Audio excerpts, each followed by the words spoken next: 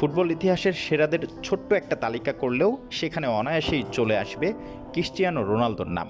Portugal কিংবদন্তিই সর্বকালের সেরা কিনা তা নিয়ে চলে তর্ক বিতর্ক। সেই তুলনায় কিলিয়ান এমবাপ্পে এখনও বেশ তরুণ। দুজনের মধ্যে তুলনা টানাটাও খুব একটা জুৎসই হওয়ার কথাও নয়। তবে সেই দলে নেই রোনালদোর ছেলে মাতেও। ছোট্ট মাতেওর মতে তার বাবার চেয়ে সেরা ফুটবলার এমবাপ্পে। সম্প্রতি স্প্যানিশ গণমাধ্যম লা সেক্সতাকে দেয়া সাক্ষাৎকারে এমনটাই জানিয়েছেন রোনালদো। অবশ্য ছেলেকেও ছাড় দেননি তিনি। খুশির ছলে তিনিও জানান দেন নিজের শ্রেষ্ঠত্বের কথা। বলেন, মাতেও এমবাপ্পেকে অনেক পছন্দ করে। সে মাঝে মধ্যে আমাকে বলে, বাবা তোমার চেয়ে এমবাপ্পে ভালো। আমি তাকে বলি, ওর চেয়ে আমি ভালো, আমি ওর থেকে অনেক বেশি গোল করেছি।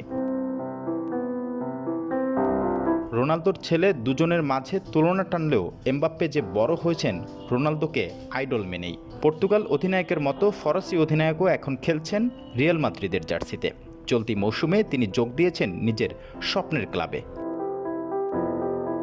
উল্লেখ্য 2009 সাল থেকে 2018 সালের মধ্যে রিয়ালের জার্সিতে 450 গোল করেন রোনালদো, যা ক্লাবটির ইতিহাসের সর্বোচ্চ।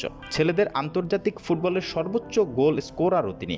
বিপরীতে পিএসজির ইতিহাসে সবচেয়ে বেশি গোল করা এমবাপ্পে অচিরেই হয়ে যাবেন ফ্রান্স জাতীয় দলের সর্বোচ্চ গোলের মালিক। এমবাপ্পে এই মৌসুমে রিয়ালের হয়ে লা লিগায় করে ফেলেছেন 15টি গোল।